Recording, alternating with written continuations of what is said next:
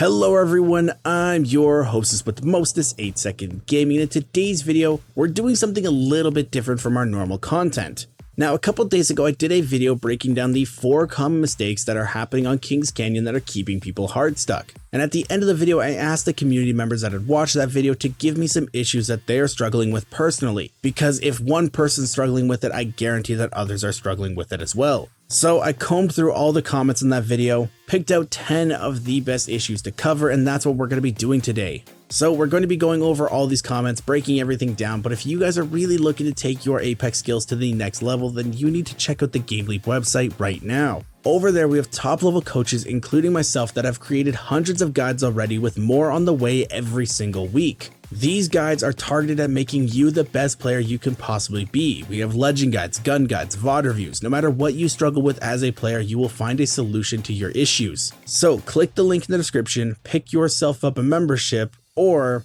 I'm gonna tell Watson about those pictures that you have saved for on your phone.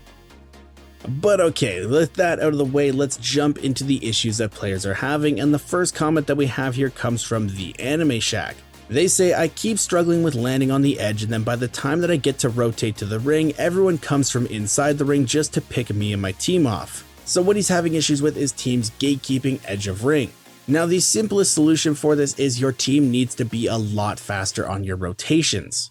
Even if you are landing on the complete opposite side of the map whereas the ring is pulling, you should still be able to make it to the edge of ring before it forces you in. KC isn't really that big, and there are still jump towers on the edge of map to help you out. One thing that I constantly see hold players back on their looting speed is they don't exactly know where to drop, and they drop way too close to their team when they don't have to. If you guys are uncontested in a drop spot, spread out. You don't need to land right next to your teammate, because then you're just slowing down everyone's loot path. If you need something specific, ping it so your teammates know, and then if they find it, they'll let you know and you can run over and grab it, and it streamlines the looting process and makes it so you're in and out a lot faster.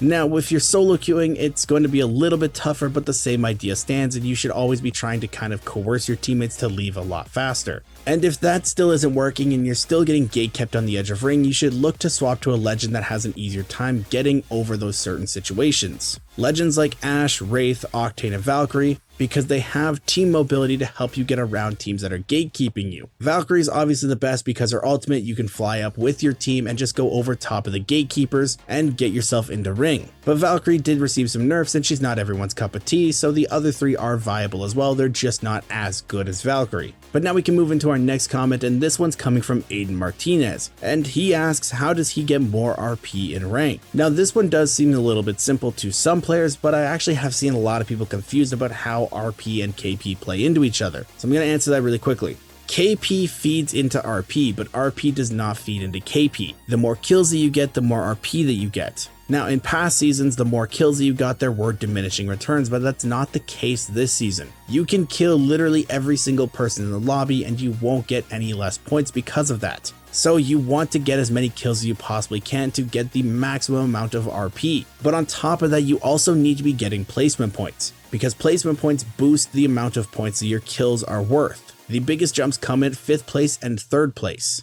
If you get a bunch of kills but you still die in say 15th, you're not going to get as many points because you didn't place high. You need to have the skills to get kills and the skills to get high placement, so they go hand in hand. To get the most amount of RP in a game, you have to kill a bunch of people and place high.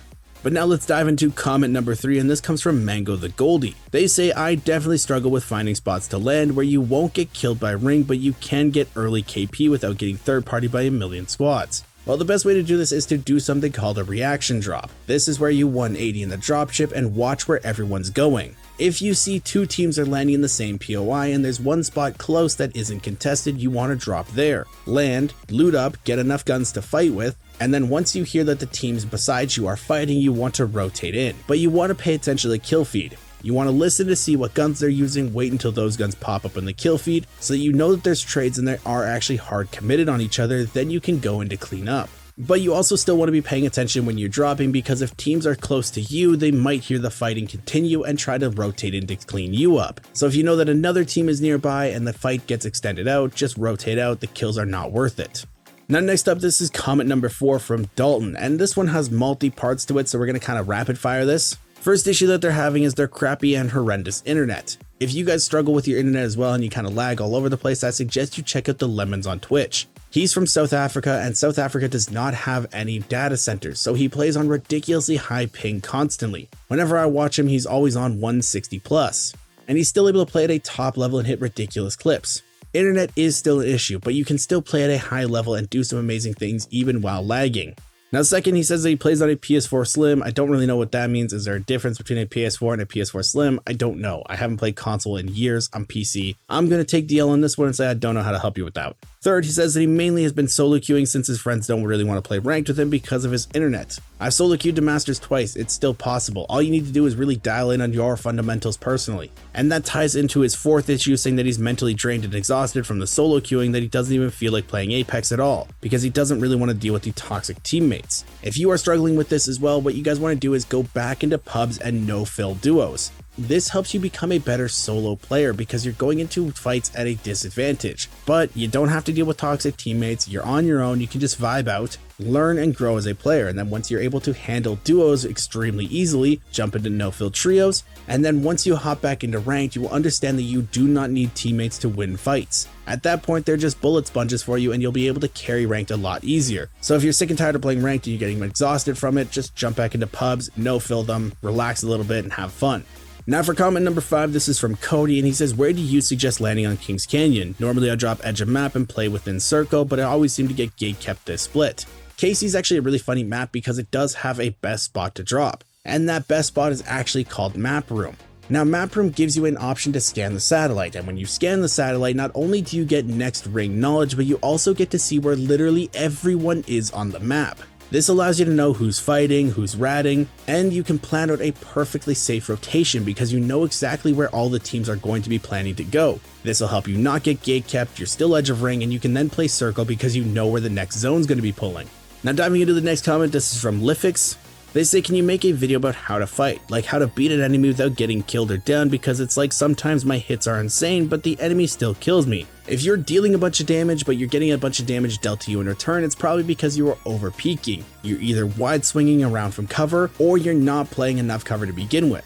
You should always be thinking about where your character is in relation to cover. Playing head glitches is a perfect example of that, because you are exposing very little amounts of your body. If you're getting massive amounts of damage dealt to you to the point where you're getting downed almost every single fight, then you should start to really dial back your fights a little bit and start to focus more about your positioning. If you say that you're doing a lot of damage in fights, your aim is probably decent enough, so you don't really need to worry about that. Instead, focus more about where you're standing in fights. Worry about dealing damage later.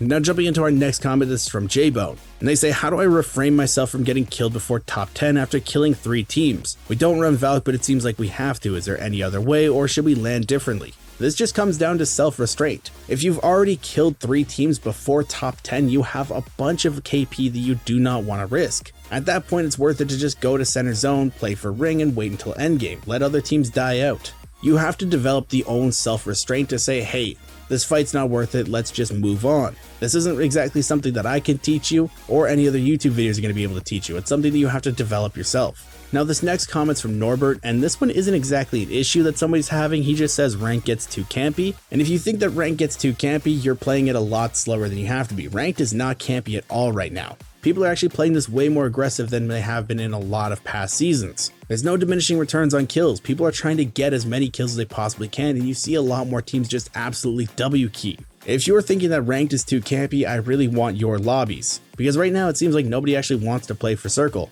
Now, in this next comment is coming in from Yoderick. I hope I said that correctly, but they say snipers. There's so many snipers. And snipers are annoying, but they're actually not as big of an issue on Kings Canyon than they have been on other maps. KC is a little bit more open than it should be, but at the same time it's very close and compact and you can be on top of teams very quickly. If somebody's sniping at you, especially if a full team is sniping at you, you know that they're not going to be as effective in close range because they only have one other weapon. You can't really use sniper rifles in close range. You can go for a Hail Mary type play, but how often do those actually work out? So if a team is sniping at you, just get up close and personal with them. Play cover, take the little bit of chip damage that they might do as you push up, but just get closer and closer and closer until you're right on top of them, and then just swanton them back to the lobby.